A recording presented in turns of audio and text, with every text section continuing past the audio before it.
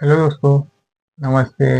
I am मैं राहुल वर्गट और आपका स्मृति से श्री अरुण दुमाजी वर्गट प्रतिष्ठान में तहे दिल से स्वागत है।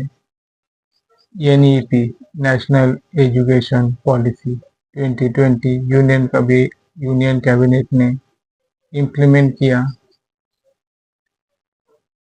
सभी कैबिनेट की राह ली गई और जो ड्राफ्ट तैयार किया गया एनईपी नेशनल एजुकेशन पॉलिसी और हमारे नेशन के लिए एक व्यू ऑफ कल्चर है, हेरिटेज है और डेवलपमेंट है। और तमिलनाडु के सीएम एम.के. स्टालिन जी इस डिलिमिटेशन पॉलिसी और नेशनल एजुकेशन पॉलिसी पे कुछ अपोजिंग करते रहे और जो एम.के. स्टालिन है वो कहते हैं national education policy mean to develop Hindi not India. जो नेशनल एजुकेशन पॉलिसी है वो सिर्फ हिंदी को डेवलपमेंट करती है, भारत को नहीं। मैंने इससे कई बार कहा चुका हूँ कि परिपक्वता के साथ परिपूर्ण हो और पूरी पूरी हो। नेशनल एजुकेशन पॉलिसी मैंने कही कि सबसे पहले हमारे जो हिंदुत्वाद है वो उसका फायदा उठा सके, क्योंकि हमारा देश और आगे निकल जाए। पर दुर्दैवी की बात है, हमारे हिंदू कुछ पिछड़े हुए हैं। मैं एग्जाम्पल दे दूं कि कितने पिछड़े हुए हैं। महाकुंभ महामेला, लगभग देश का पॉपुलेशन है 1/3 वहां पे जा चुकी थी। मतलब जो साधु संत है उसमें से कुछ पढ़े भी होंगे, कुछ नहीं भी पढ़े होंगे। कुछ बच्चे अशिक्षित है, किसी को जॉब्स नहीं। दोनों भी, लड़का लड़की, आदमी औरत, जो कुछ है वो सब कुछ। और फिर एम.के. स्टालिन जी और कहते हैं कि जो सैफरॉन पॉलिसी है, सैफरॉन यानी केसर, इसको केसर भी कहा जा सकता है और केसरी को केसरी भी, तो मैं इसको केसरी कहना पसंद कहूंगा। Saffron policy, Stalin claims national education policy will destroy Tamil Nadu education growth. National education policy है और डिस्ट्रॉयज कर रही है एजुकेशन ग्रोथ को।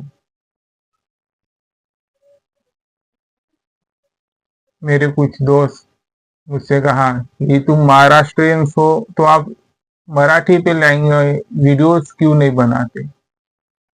अभी मैं हिंदी लैंग्वेज राष्ट्रीय लैंग्वेज है, मैं बात कर रहा हूँ। पर जो सभी ने सभी लैंग्वेज की रिस्पेक्ट करनी चाहिए। फिर महाराष्ट्र में बहुत सारी महाराष्ट्रीय लैंग्वेज कही जाती है, मराठी। वैसी अलग स्टेट में अलग अलग राष्ट्रीय भाषा है, तो हमें उसके साथ सभी जो लैंग्वेज है उनकी रिस्पेक्ट करनी चाहिए। मैं भी सोच रहा था मैं मेरी वीडियोस इंग्लिश में बनाऊं, क्योंकि जो साउथर्न स्टेट है जैसे केरला, तमिलनाडु, कर्नाटका, आंध्रा, तेलंगाना, इसमें ज्यादातर लोग इंग्लिश ही बोले जाते हैं। फिर बचे हुए जो कुछ भी ऊपर के हमारे स्टेट है उसमें हिंदी और रीजनल लैंग्वेज मिक्स है। तो लोगों को ये व्यू ऑफ पॉइंट रखना है, समय के साथ बदलना चाहिए, वही सोच नहीं रखनी चाहिए। इंग्लिश लैंग्वेज भी आना सबसे बड़ा महत्वपूर्ण है, नहीं तो कहीं भी जाओ तो हमें दिक्कतें आ जाती है। ये क्या है, ये इसमें क्या भरे, उसमें क्या भरे, कोई फॉर्म दे तो अपने को समझ आना चाहिए कि इसमें ये फीलिंग्स हो। इसलिए अंग्रेजी की तरफ हम हट नहीं सकते। पर बहुत से लोगों का ये चॉइस है कि महाराष्ट्रियन लोगों का आप महाराष्ट्र हो तो सिर्फ मराठी ही लैंग्वेज बोले। नहीं, सभी लैंग्वेज आनी चाहिए। तमिलनाडु ग्रोथ करती है, automobiles, textiles, leaders and IT service, जो एक्सपोर्ट इंपोर्ट्स होती है, आईटी सर्विस, ऑटोमोबाइल्स, लीदर्स, टेक्सटाइल्स, ये सेंसिटिव पार्ट्स है तमिलनाडु का।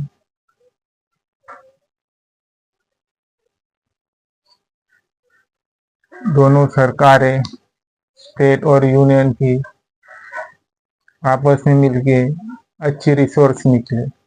और जो डीलिमिटेशन पॉलिसी है आर्टिकल 81 के तहत, मेरे हिसाब से वो 2026 के बाद जो सेंसस होंगी, उसके बाद जो हमारे कॉन्स्टिट्यूंसीज है, जनसंख्या के आधार पर कौन से डिस्ट्रिक्ट में कितने प्रतिनिधित्व हो,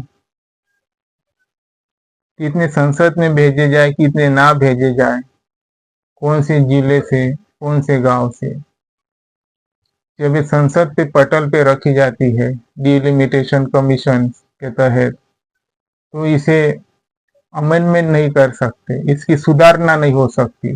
जो एक बार पटल पे रख दी तो उसको परमिशन ही मिल जाती है, उसमें कोई सुधार नहीं हो सकता।